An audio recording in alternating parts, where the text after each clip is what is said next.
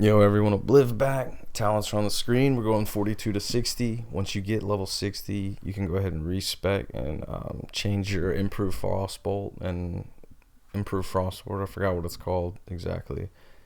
First place we're going is to Norris. You got 2 spots in particular for level 42. We're going for the thieves and the bandits, and the shadow mages. They randomly spawn after you kill thieves and bandits. Like, they have a chance to spawn in their place, so you just want to solo kill them and not bring them into the pool. The first 3 pools are the water tower right here and the twin camps in front of it. Once you get really good, you can pull all of them in one pool. It's not difficulty because they'll kill you. It's difficulty because they'll reset. So it's pretty tough. If it's too hard to try and get all 3, I would do 2 camps and then 1 by itself. After those are down, you can run over here to this camp.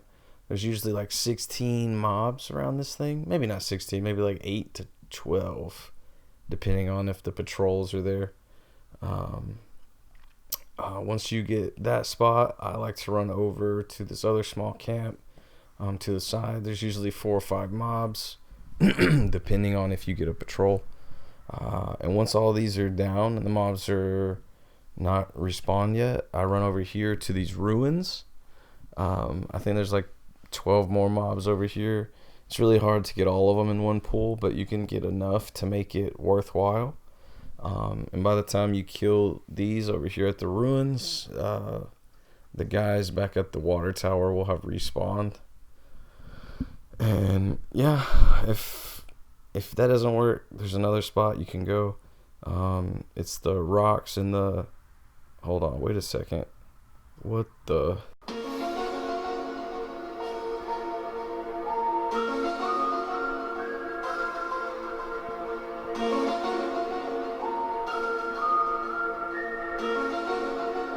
The Luma Nui.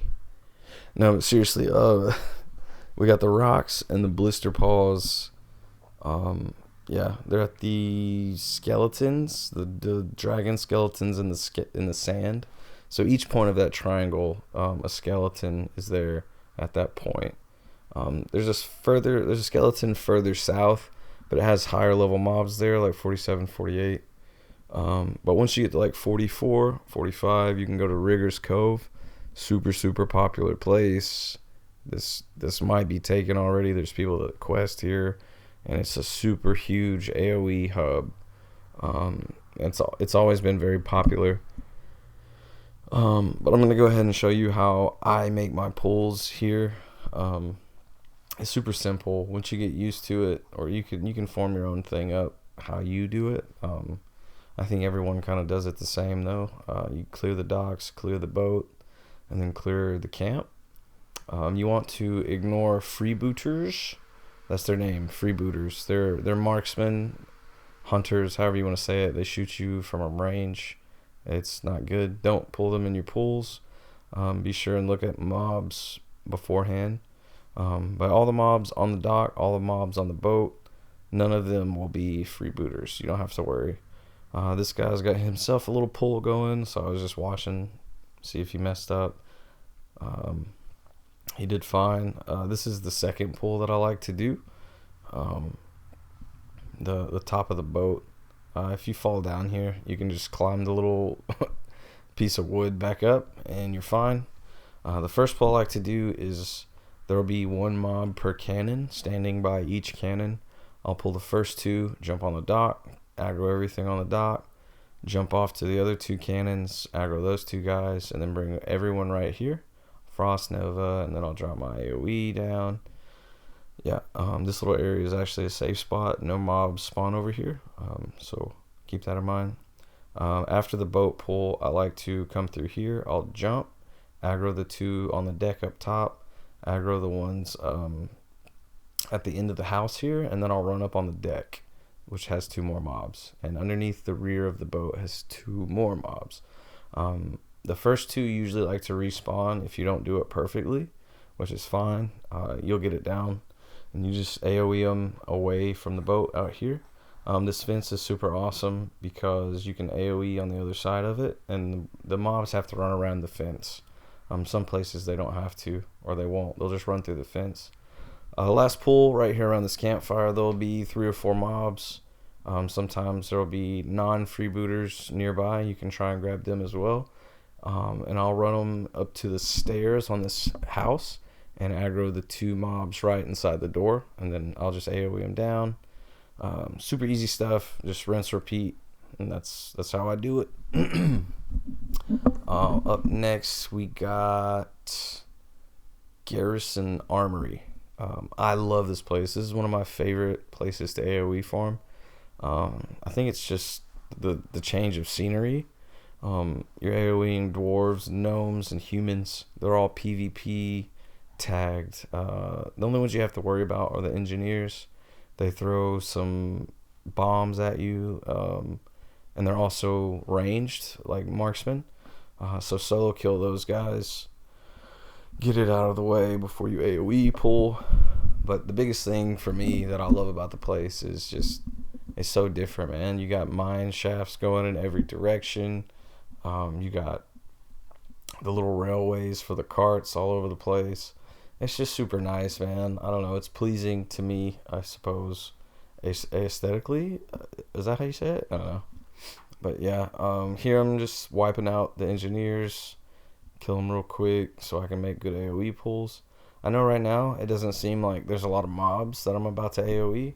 That's just because the shafts are blocking the view of a lot of them.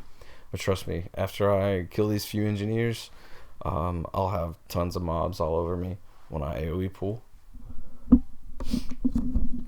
And here we go. But yeah, I like to use like abilities to pull with body pulling. So I'll cast a few abilities to try and get mobs to run my way, and then I'll also body pull some, and just kill them. Super easy stuff. Just trying to make it so you can see how many mobs are there. If you pause the video and like right when the cone of cold hits, you can count the number of damages being output to know how many mobs are there. This pull wasn't gigantic, but it's definitely relevant. The other pulls here, they're like, I like to call them rooms. That little area there is a room in my mind. When you get really good, you can pull multiple rooms. I wouldn't try it off top because it could get nasty. But once you're a little higher level, like higher than the mobs, you'll be able to pull them no problem. So here I pull this room, hit the sheep, pull everything to this room, and boom, tons of mobs, dude. Just tons and tons of mobs.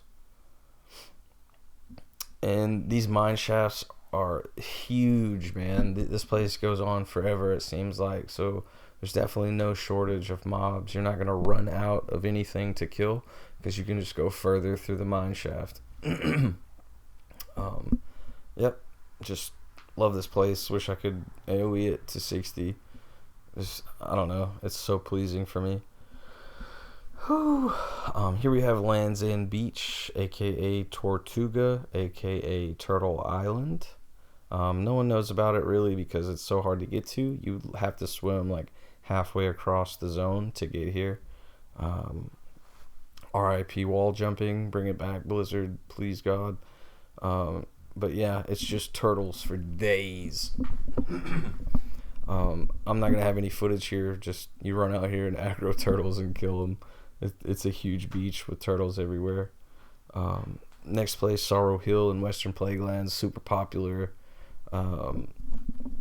Everyone probably already knows about this place, and it's really popular, like I said. The only thing I would like to add is that these guys have a good chance to drop Freezing Band, which is Mage Best in Slot ring, and you can have 2 of them. This is pretty much the best ring through all of Classic for mages, and they're super expensive on the auction house if you'd rather sell it for gold. Anyways, next place, Daltons Steers, very, very popular place. I know level 60 mages that still go here to farm, which in my mind is really like dumb because there's way better ways to farm. The skeletal terrors they fear, and the rotting cadavers. When they die, they spawn little worms. They do a significant amount of damage, but they don't have much health, so you can rank one arcane explosion and they'll die. Really simple. Just be wary of the fears, but you'll see it's not too bad. One place that's kind of slept on is Northridge Lumber Camp. It's not a super huge area. Like, you'll probably be waiting for respawns once you kill everything. But it's always an option. The only thing you have to worry about is the Tarson guy walks around. He's just like a paladin. I think he's level 59 or 56. You just kill him, and then it's free farm from then on out. Yeah, just make it your own. I didn't take any footage from this place either. This place is the power move if people aren't farming it already. The Crystal Veil, you have air elementals, earth elementals. They drop essence of air and essence of earth. To get your Bis chest piece, you're going to need 10 of those. You'll also need 10 fire and 10 water. The pattern, you get that from Lower Blackrock Spire. Only one mob in particular drops the pattern. Pyromancers. Yeah, Pyromancers in LBRS. So definitely farm that once you get high enough level. If you go here, it's super good experience, and you're getting mats for your Bis chest piece. So I would definitely recommend that. Hearth Glenn, super popular. This is where Joker D hit level 60 at. It's really not that great of an AoE area. The only reason it was really good is because of layering. The mobs take forever to respawn here. Like, I'm talking days. It feels like days it takes for them to respawn. It sucks. I didn't take any footage. Just there's tons of elites all around, so don't aggro the elites. If you do, just run away. And I think this is the last one I have. Zol Mushara in Eastern Plaguelands. I don't think anyone knows about this place, man. Like, for AoE perspective, you have to run through a bunch of mobs to get here. You have to be wary of the shadow hunters and cannibals. The infest is what we're going after. The hunters and cannibals, they polymorph you, which sucks. The infested, they'll knock you down if they're in a melee range. So once you aggro everything, if you get knocked down, just blink away. Here, I'm killing everything around the graves. That's our focus. There will be mobs already spawned on top of the graves that are infested. And what you want to do here is just get on your mount and run on top of the graves. When you run on top of the graves, it spawns another infested and another infested.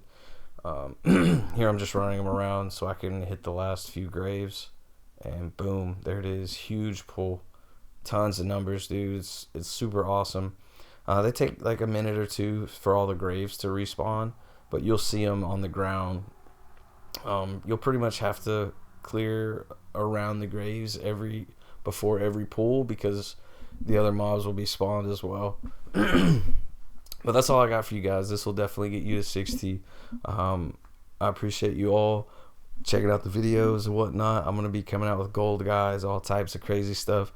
Shoot me a thumbs up if you liked any of this stuff, if it's going to help you out. Leave a comment, join the Discord. I love you guys. Remember, keep it classic, baby.